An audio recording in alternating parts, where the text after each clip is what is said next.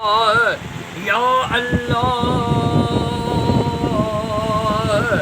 या अल्लाह जल्ल जलालहू ओ मुझा करीम रब अज एडवोकेट साईं मुजाहिद हुसैन फुलपोटो साईं घर में तुझे महबूब जी लख सलवात पढ़ाई हुसैन मौला जो न्याज कयो अथऊं अॼु को एडवोकेट साईं मुजाहिद हुसैन फुलपोटो साईं जो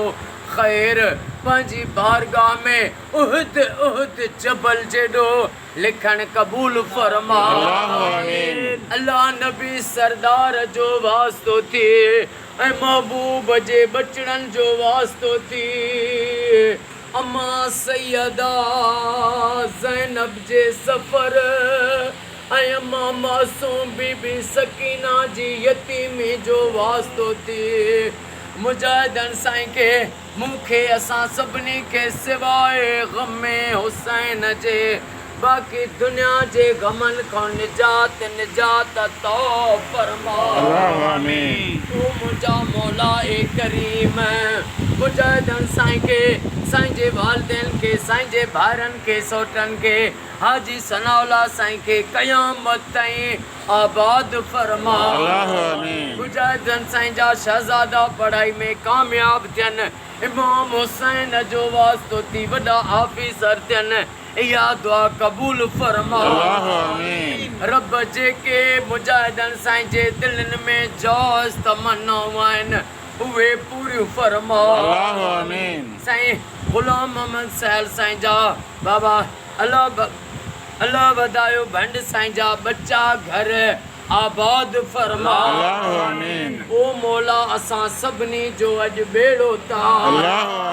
रब इमाम हुसैन जो वास्तो थिए जेके बीमार आहिनि उन्हनि खे शफ़ात फरमा जेके बेरोज़गार आहिनि उन्हनि खे रोज़ी अता फरमा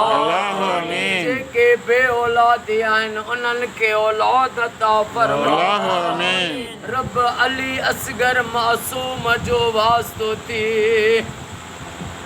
काइनात में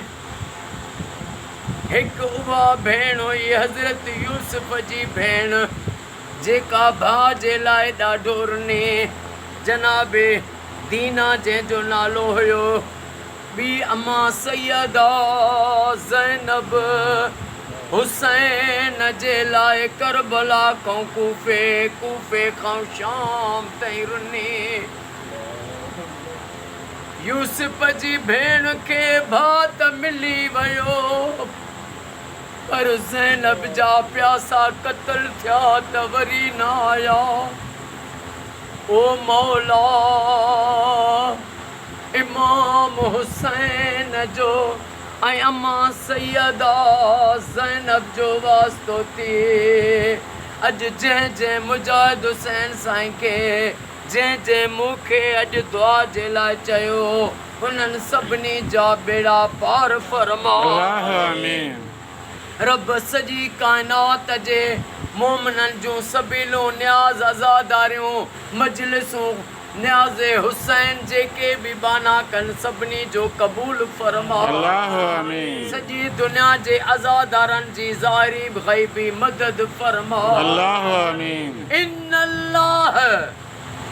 व मलाइकतहू युसल्लूना अलल नबी या अय्युहल्लज़ीना आमनू सल्लु अलैहि व सल्लिमू तस्लीमा अल्लाहुम्मा सल्लि अला मुहम्मद व आले मुहम्मद ला इलाहा इल्लल्लाह मुहम्मदुर रसूलुल्लाह नारे हैदरी